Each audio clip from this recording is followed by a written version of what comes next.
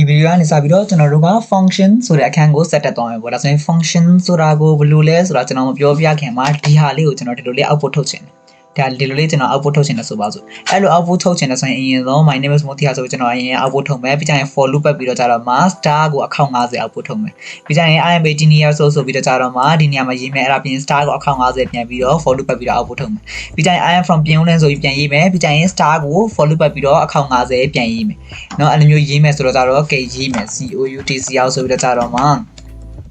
my name is Moti ဟာပြီးကြရင် backslash and တောင်းဆင်းလိုက်မယ်ပြီးကြရင် for ဆိုပြီးတော့ integer I equals to 0ကနေစမယ် I less than 50သွားမယ် star 50 output ထုတ်မယ်เนาะ I plus plus အဲ့လိုပြီးတော့ကြတော့မှာ COUT ဆိုပြီးတော့ကြမှာဘာကို output ထုတ်မှာလဲ star ကို output ထုတ်မယ် star ကို output ထုတ်မယ် star output ထုတ်ပြီးဆိုရင်ကျွန်တော်တို့က COUT ဆိုပြီးတော့ကြတော့မှာ backslash n နော် I am aged 18 years old ပေါ့နော်အဲ့ဒါပြန်ပြီးတော့အောက်တစ်ကြောင်းပြန်ဆင်းပြီးဆိုရင် for ဆိုပြီးတော့ integer I equals to 0ကနေပြန်စ I less than 50ကျန် I plus plus အဲ့ဒါမှာ enter ပြီးကျရင် COUT ဆိုပြီးတော့မှာဘာ output ထုတ်မှာလဲ star ကိုအချိန်50 output ထုတ်သွားမယ်အဲ့ပြီး I am from ပြင်ဦးနဲ့ဆိုပြီးတော့မှာ backslash n I'm from ပြင်ဦးကျွန်တော်ရေးလိုက်အဲ့ဒါပြီးရင်ကျွန်တော်တို့ကပြန်ပြီးတော့ကြတော့မှ for loop နောက်တစ်ခေါက်ပတ်ပြီးတော့ကြတော့မှ star ကိုအခေါက်50ပြန်ပြဖို့ထုတ်မယ်ဒါဆိုရင်ဒါကိုကျွန်တော် copy paste လုပ်လိုက်မယ် control c control v လုပ်လိုက်မယ်ဒါဆိုရင်ဒီလိုလုပ်လိုက်ပြီဆိုရင်ကျွန်တော်က run ကြည့်မယ်ဆိုရင်ဒီဓာတ်လေးကို run ကြည့်မယ်ဆိုရင်ဘယ်လိုပုံစံပေါ်လာမလဲဆိုတော့ကြတော့ဒီလိုလေးပေါ်လာတယ်ဒီလိုပေါ်လာဆိုတော့ကျွန်တော်လိုချင်တဲ့ပုံစံအတိုင်းပေါ်ပြီလားပေါ်ပြီပေါ့ကျွန်တော်လိုချင်တဲ့ပုံစံကဒီပုံစံပဲဒါဆိုရင်ကျွန်တော်ကဒီမှာကြည့်မယ်နော်ဒီ for loop ကိုမှပတ်ပြီးတော့ဒီ star ကို output ထုတ်တဲ့အလုပ်ကိုမှကျွန်တော်က3ချိန်လုပ်နေရတယ်တစ်ချိန်နှစ်ချိန်3ချိန်လုပ်နေရတယ်အကယ်၍အခေါက်100အကြောင်း100ရှိရဆိုရင်ကျွန်တော်အခေါက်100လုံးလုံးဒီ for loop ကြီးကိုရေးနေရမှာပေါ့ဒါဆိုရင်အဲ့လိုမျိုးရေးစရာမလိုအောင်လို့ကျွန်တော်တို့က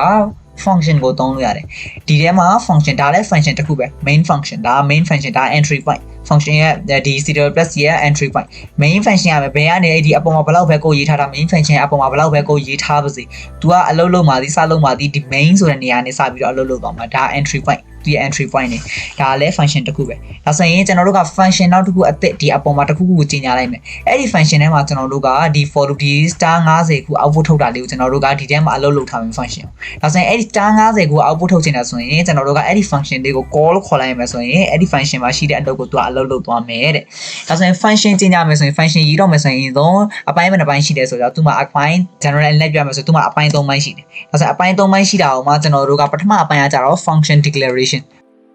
ဒုတိယအပိုင်းကကြတော့ function call နောက်ဆုံးအပိုင်းကကြတော့ function definition ဒါဆိုရင် function declaration ဆိုတာကကြတော့ function ကို declare လုပ်တာဒါဆိုရင် function ကို declare လုပ်တာကိုမှကျွန်တော်တို့က function declaration နဲ့ function definition ကိုတွဲပြီးတော့တစ်ခါတည်းရေးချင်လိုက်ရတယ်ဒါမှမဟုတ် function declaration function call function definition ဆိုပြီးရေးချင်နေရတယ်เนาะဘယ်လိုရေးချင်နေရတယ်နာမည်ကျွန်တော်လုပ်ပြလိုက်မယ်ဒါဆိုရင်နာမည်ကျွန်တော်လုပ်ပြမယ်ဆိုတော့အရင်ဆုံး function declaration ကိုကျွန်တော်လုပ်ပြမယ် function declaration ဆိုတာကြတော့ဒီကျွန်တော်တို့က function ကို declare လုပ်တဲ့အချိန်ကျွန်တော်တို့မှာအရင်ဆုံး type ရှိရမယ် function ရဲ့ type function ရဲ့ type ဆိုတာဒီ function ရဲ့ return type ဒါဆိုရင်ဒီမှာကြည့်မှဆိုရင်ဒါလည်း main ဆိုတာဒီတဲ့ function တစ်ခုပဲဒါဆိုရင် to return ပြန်တာဒီ0 program ကပြီးသွားပြီး return 0ပြန်သွားတယ်ဆိုတဲ့သဘောတရားဒါဆိုရင်သူ return ပြန်တဲ့အရာဒီ0ဆိုတာဒီ integer ဖြစ်တဲ့ကြောင့်မလို့ return type သူကလည်း integer 0ဒီ integer ဖြစ်တဲ့ကြောင့်မလို့ function type ကလည်း integer return ပြန်တဲ့ type နဲ့ function type နဲ့အတူတူပဲဒါဆိုရင်ကျွန်တော်တို့ကဒီနေရာမှာ return ပြန်တဲ့ type ကိုရေးပြရမယ်ဒါဆိုရင်ကျွန်တော်တို့ကလောလောဆယ်အတွက်ဒီမှာဒီ return ပြန်တာဆိုတာဒီ main function စီကိုကျွန်တော်တို့က value ကိုခေါ်လာပါတော့ဒါဆိုရင် return ပြန်တဲ့ကိစ္စပြီးကြရင်ပြောမယ်လောလောဆယ်အတွက်ကျွန်တော်တို့ဒီနေရာမှာ return ပြန်စရာဘာမှမရှိသေးဘူးကျွန်တော်တို့က output ပဲထုတ်မှာရိုးရိုးလေးပဲ output ပဲထုတ်မှာဖြစ်တဲ့ကြောင့်မလို့ကျွန်တော်တို့ကဒီနေရာမှာ void ဆိုတဲ့ function ကိုသုံးပြရမယ်ဒါဆိုရင် void ဆိုပြီးတော့ကျွန်တော်တို့သုံးလိုက်မယ်ဆိုရင် return ပြန်စရာမလိုဘူးကျွန်တော်အရင်တော့ရှင်းခဲ့တော့လည်းပြောခဲ့ပူတယ် void ဆိုရင် return ပြန်စရာမလိုကျန်တဲ့ integer တွေ float တွေပါပါညာဆိုရင်ကျွန်တော်တို့က return ပြန်ပေးရမယ်ဒါဆိုရင် void ဆိုပြီးတော့ကျွန်တော်တို့ကရေးလိုက်မယ် function type အဲ့ဒါပြီးရင် function ရဲ့ name လေး function name ဆိုတာကဲဆိုပါဆိုကျွန်တော်က star ကို output ပြန်ဖြစ်တဲ့ star လို့ရေးလိုက်မယ်အဲ့လိုရေးပြီးဆိုရင်ကျွန်တော်တို့က function ဖြစ်တာဖြစ်တဲ့ကြောင့်မလို့ခွင်းစားခွင့်ပေးအမြဲတမ်းရေးပေးရတယ် void star ခွင်းစားခွင့်ပေးဆိုပြီးတော့ကျွန်တော်တို့ဒီနေရာမှာဒီလိုလေးပေးလိုက်မယ်ဆိုရင်ဒါလေးက function declaration နဲ့ function definition ကိုကျွန်တော်တို့ဒီအောက်မှာလာပြီးရေးမယ်နော် function definition ကိုလည်းအောက်မှာလာရေးမယ် void void ဆိုပြီးအဲ့ဒီအတိုင်းပဲ function type ကိုအရင်ဆုံးရေးreturn type ကို function return type ကိုရေးမယ်ပြီးကြရင် function ရဲ့ name ကိုရေးမယ်ပြီးကြရင်ဝင်စားခွင့်ပေးအဲ့ဒါပြီးကျွန်တော်တို့က တုံဝဲအဖွင့်ပိတ်အဲ့ဒီတုံဝဲအဖွင့်ပိတ်ထဲမှာကျွန်တော်တို့လုပ်ချင်တဲ့အလုပ်ကိုလုပ်လို့ရတယ်တဲ့ကဲဆိုတော့ကျွန်တော်တို့က star 50ခု output ထုတ်ချင်တယ်ဆိုရင် for ဆိုပြီးတော့ integer I equals to 0ကနေစမယ် I less than 50 ထိသွားမယ် I plus plus အဲ့ဒါမှကျွန်တော်တို့က COUT ရောက်ဆိုပြီးတော့ဘာ output ထုတ်မှာလဲ star ကို output ထုတ်မယ်အဲ့လိုလိုက်တယ်ဆိုရင်ကျွန်တော်တို့ကဘယ်လိုဖြစ်သွားပြီလဲဆိုတော့ဒီနေရာမှာ function declaration နဲ့ function definition အပြီးသွားပြီဒါဆိုရင်ဂျားတဲ့ function call ကိစ္စလာပြီ function call ကိစ္စကကြတော့ကျွန်တော်တို့ဒီနေရာမှာ function လေးကို call လုပ်လိုက်အောင်ပဲအဲ့ဒီ function ရဲ့ name str star ဆိုတော့ function name လေးကိုရေးလိုက်အောင်ပဲအဲ့ဒါဘာလို့တာလဲ function ကို call လုပ်တာ function call ခေါ်တာနော်ဒါဆိုရင် str star ဒီမှာလဲ star ဒါဆိုရင် str star ဒါဆိုရင်ဒီ program ကိုကျွန်တော်တို့ကြည့်လိုက်မယ်ဆိုရင်အရင်ဆုံးနော်သူက username ဆို std ဒါ program ကနေဝင်လာမယ် integer main ဆိုတော့ကြာတော့မှသူက main entry point ကနေဝင်လာပြီဒါ entry point လေးဒါဆိုရင်ဝင်လာပြီဆိုရင် COUT my name is Moti ဆိုကျွန်တော်တို့ကရင်တော့ output ထုတ်ပဲ out ကြောင်းဆင်းမယ် out ကြောင်းဆင်းပြီးပြီဆိုရင်ကျွန်တော်တို့က star ဆိုတဲ့ function ကို call ခေါ်လိုက်ပြီ star ဆိုတဲ့ function ကို call ခေါ်လိုက်ပြီဆိုရင် star ဆိုတဲ့ function ကို initialize လုပ်တဲ့နေရာ declaration လုပ်တဲ့နေရာကိုသွားမယ်ပြီးကြရင် star ဆိုတဲ့ function ကို define လုပ်တဲ့နေရာကိုသွားမယ်ဒါဆိုရင် star ဆိုတဲ့ function ကို define လုပ်တဲ့နေရာမှာသူကဘာလဲဆိုတော့ကြတော့ star function ထဲမှာလုပ်ထားတဲ့အလုပ်မှန်တွေများအကုန်လုံးသူကလုပ်သွားမယ်လောလောဆယ်ကျွန်တော်တို့က star စုစုပေါင်းအခု90ကို output ထုတ်တာဖြစ်တဲ့ကြောင့်မလို့အဲ့ဒီအခု90ကိုဒီနေရာမှာ output ထုတ်သွားလိမ့်မယ် output ထုတ်ပြီးရင်ဘာ return ပြန်ထားလဲဘာမှ return မပြန်ထားဘူးသူကဒီ main function ကိုပြန်လာမယ်ပြန်လာပြီးရင် cout output ထုတ်မယ် I'm waiting here ဆိုပြီးတော့ output ထုတ်ပြီးရင်ပြန်ပြီးတော့ star ဆိုတဲ့ function ကိုပြန်သွားမယ်ပြန်သွားပြီဆိုရင် तू က star ထဲမှာအလုပ်လုပ်ထားတဲ့ star အခု90ကို तू output ထုတ်သွားမယ်ပြီးကြရင်ပြန်ပြီးတော့ main function ကိုပြန်သွားမယ် main function ကိုပြန်သွားပြီးတော့I am from ပြင်ဦးလင်းဆိုပြီးတော့ output ထုတ်မယ် output ထုတ်ပြီးပြန်ပြီးတော့ star function ထဲမှာသွားပြီးတော့ကြတော့မှ output အခေါက်90 output ထုတ်သွားမယ်တဲ့ဒါဆိုရင်ဒါကိုကျွန်တော် run ကြည့်မယ်ဆိုရင်ဘယ်လိုပုံစံပေါ်လာမလဲဆိုတော့ကြတော့ဒီလိုပုံစံလေးပေါ်လာတယ်ဒါဆိုရင်ကျွန်တော်ကဒီနေရာမှာနော် output ကောင်မှာဒီလို star တွေကြီးပဲမလိုချင်ဘူးပထမဟာမှာကျွန်တော်က star မလိုချင်ဘူးပထမဟာမှာကျွန်တော်က star ဒုတိယဟာမှာကျွန်တော်က ampersand လေးတွေပေါ့ ampersand တတိယဟာမှာကျွန်တော်က underscore လေးထည့်လိုက်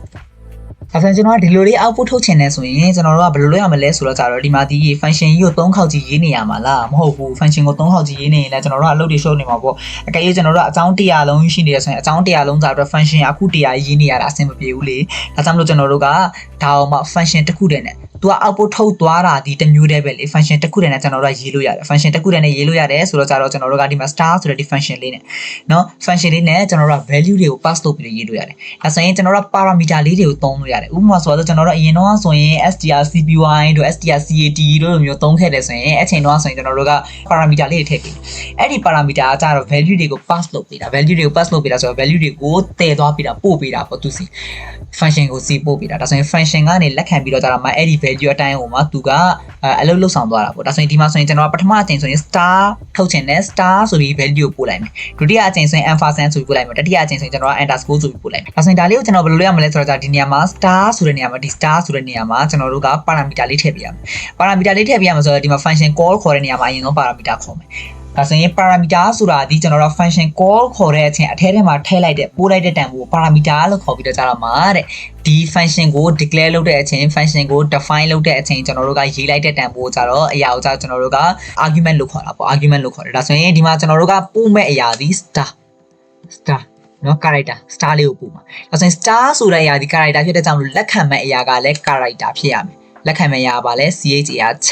ဒါဆိုရင် star ဆိုတဲ့ function ရှိတယ်တဲ့သူ့ထဲမှာ parameter တစ်ခုရှိတယ်သူ့ထဲမှာ argument တစ်ခုရှိမယ် char ဆိုတဲ့ argument ရှိမယ် char ဆိုတဲ့ argument ကနေ value ကိုလက်ခံမယ်လက်ခံပြီးတော့ကြတော့မှကျွန်တော်တို့က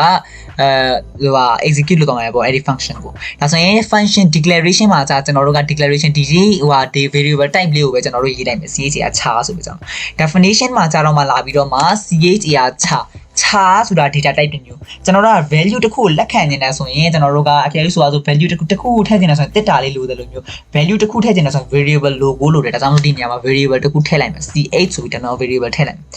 ch ဆိုပြီး variable ထည့်လိုက်ရင်ကျွန်တော်တို့က star ဆိုတဲ့ function ကို call လုပ်လိုက်ပြီဆိုရင်ဒီ star ဆိုတဲ့ value ကိုဒီ ch ဆိုတဲ့ argument ကလက်ခံလိမ့်မယ်ဒါဆိုရင် ch ထဲမှာဘာဝင်သွားမှာလဲ star ဆိုပြီးဝင်သွားလိမ့်မယ်ဒါဆိုရင်ကျွန်တော်က output ထုတ်တဲ့အချိန်ဒီနေရာမှာ ch ဆိုပြီး output ထုတ်လိုက်မယ်ဆိုရင် star တွေ output ထုတ်သွားလိမ့်မယ်တဲ့ဒုတိယအချိန်ကျွန်တော်က ampersand output ထုတ်ချင်တာဆိုရင်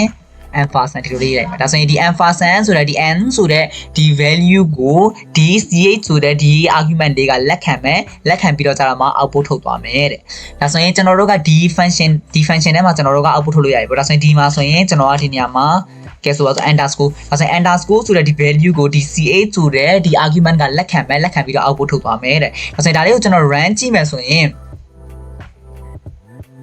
ဒီလိုပုံစံလေး output ထုတ်သွားတယ်။ဒါဆိုရင်ကျွန်တော်တို့လိုချင်တဲ့ပုံစံအတိုင်းထွက်လာတယ်။ပြီးကြရင်ကျွန်တော်တို့က function 3ခုလည်းရေးစရာမလို function တစ်ခုတည်းနဲ့ပဲကျွန်တော်တို့အလုပ်ပြီးသွားတယ်ပေါ့။ပို့ပြီးတော့ dynamic ဖြစ်တာပေါ့ဒီလိုမျိုးပုံစံနဲ့ရေးမယ်ဆိုရင်ဒါဆိုရင်ဒါကကြာကျွန်တော်တို့က pass လုပ်တာ value တွေကို pass လုပ်တာ value တွေကို pass လုပ်ပြီးပြီဆိုရင်ကျွန်တော်တို့ကဒါလေးကိုမှနောက်ထပ်ပုံစံတစ်မျိုးနဲ့ရေးလို့ရတယ်ကျွန်တော်ခုနကပြောခဲ့တယ် function declaration function definition ကို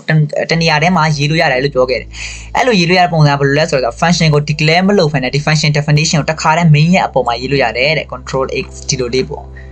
ဒီလို control ဒီလိုရေးလို့ရပါပေါ့ဒါပေမဲ့ဒီလိုရေးရင်ကြာကျွန်တော်တို့ကဖတ်ရတာနဲ့ကြောင်းပြန်ဖြစ်တာပေါ့ဒီ function ကဒီ code ရဲ့ entry point က main ဒါဆိုရင် main ကနေအလုပ်လုပ်သွားမှာကျွန်တော်တို့ code ကို execute လုပ်မယ်ဆိုရင် main ကနေစပြီးတော့ကြည့်ရမှာလေဒါဆိုရင် main ကနေစပြီးကြည့်ပြီးတော့ကြာတော့မှကျွန်တော်တို့အပေါ်ကိုတက်ပြီးကြည့်နေရတာကျွန်တော်နည်းနည်းမျက်စိရှုပ်လို့ကျွန်တော်တို့က function declaration function call function definition ဆိုပြီးတော့ကြာအဲ့ဒီ၃ပိုင်းခွဲပြီးရေးတာပို့ပြီးအဆင်ပြေတာပေါ့ဒါဆိုရင်ဒီလိုပုံစံနဲ့ရေးလို့ရတယ်ဒီလိုပုံစံနဲ့လည်းရေးလို့ရတယ်ဆိုပြီးကျွန်တော်ကပြောချင်တာနောက်ထပ်ကျွန်တော်ကဘာကိုသိစေချင်လဲဆိုတော့ default argumentation ဆိုတာကကြာတော့ကျွန်တော်တို့က argument တွေကို default ထားလို့ရတယ်ဥပမာဆိုပါဆိုကျွန်တော်ကဒီမှာဆိုရင် star ဆိုပြီးပို့လိုက်ဆိုရင် star ဆိုပြီးဝင်သွားတယ် ampersand ဆိုပြီးပို့လိုက်ဆိုရင် ampersand တော့ဝင်သွားအကယ်၍ကျွန်တော်ကဘာမှကိုမပို့လိုက်ဆိုရင် तू ကနားဘာမှကိုအပုံမထုတ်တော့ဘူးပေါ့အဲ့လိုမျိုးကျွန်တော်က parameter ဘာမှမထည့်လိုက်တဲ့ကိစ္စမှာဆိုရင်တဲ့ तू က default by default အနေနဲ့တစ်ခုခု output ထုတ်เสียရှိနေမှာပေါ့အဲ့မျိုးတစ်ခုခု output ထုတ်เสียရှိနေအောင်လို့ equals to ဆိုပြီးတော့ကျွန်တော်ကဒီနေရာမှာကဲဆိုပါစို့ဒေါ်လာ sign လေးပေါ့ဒါဆိုရင်ကျွန်တော်က function parameter ထည့်လိုက်တယ်ဆိုရင်အဲ့ဒီ parameter ရဲ့တန်ဖိုးကိုဒီ ch ဆိုတဲ့ argument ကလက်ခံလိမ့်မယ်နော်ဒီ value ကိုဒီ star ဆိုတဲ့ value ကို ch ကလက်ခံလိမ့်မယ်ဒီ ampersand ဆိုတဲ့ value ကို ch ကလက်ခံလိမ့်မယ်ဘာမှမထည့်လိုက်တဲ့ကိစ္စမှာဆိုရင် default အနေနဲ့ default argumentation ကြောင့်သူကဒီ dollar sign ဆိုတဲ့တန်ဖိုးကို output ထုတ်ပြလိမ့်မယ်ဒါဆိုရင်ကျွန်တော်က star my name is Motia ဆိုပြီးတော့ကျွန်တော်အောက်ကြောင်းဆင်းမယ် star အခေါက်50ပြီးကြရင် I am 18 years old ဆိုပြီးကျွန်တော်အောက်ကြောင်းဆင်းမယ် ampersand အခေါက်50ပြီးကြရင် I am from Pyongyang ဆိုပြီးတော့ကျွန်တော် output ထုတ်မယ်ပြီးကြရင် dollar sign အခေါက်50 output ထုတ်သွားမယ်တဲ့ဒါဆိုရင်ဒါက default argumentation ဒါဆိုရင်ကျွန်တော် run ကြည့်မယ်ဆိုရင်ကျွန်တော်ပြောတဲ့အတိုင်းပဲ output ထုတ်နေထွက်နေလိမ့်မယ်ဒါဆိုရင် dollar sign ဆိုပြီး output ထုတ်နေလိမ့်မယ်ဒါဆိုရင်ဒီဗီဒီယိုမှာဆိုရင်တော့ကျွန်တော်တို့ကဒီ function ပေါ့ function declaration function definition function call ဆိုတာဗာလဲပြီးကြရင် passing by values value တွေကိုဘယ်လို pass လုပ်ရလဲဆိုတာကိုကျွန်တော်တို့က discuss လုပ်ထားရပေါ့နောက်ထပ်လာမယ့်ဗီဒီယိုမှာဆိုရင်ကျွန်တော်တို့က function မှာ value တွေကိုဘယ်လို return လုပ်ရလဲဘာလို့ return လုပ်ရလဲဆိုတာကိုကျွန်တော်တို့က discuss လုပ်သွားမှာဖြစ်တဲ့ကြောင့်မလို့အားလုံးပဲဆက်လက်ကြည့်ရှုပေးဖို့အတွက်တင်ပြပါတယ်ပြီးတော့ဒီ playlist နဲ့ပတ်သက်ပြီးတော့သိစရာမေးမြန်းစရာလေးရှိရင် comment box မှာလာပြီးတော့မေးမြန်းနိုင်ပါတယ် CWS နဲ့ပတ်သက်ပြီးတော့ exciting topics လေးတွေ logic လေးတွေကိုနောက်ထပ်လာမယ့်ဗီဒီယိုတွေမှာလည်းဆက်လက်ပြီးတော့ discuss လုပ်သွားမှာဖြစ်တဲ့အတွက်စင်စမ်းမပြတ်ကြည့်ရှုပေးဖို့အတွက်အားလုံးကိုတိုက်တွန်းချင်ပါတယ်အားလုံးပဲကျေးဇူးတင်ပါတယ်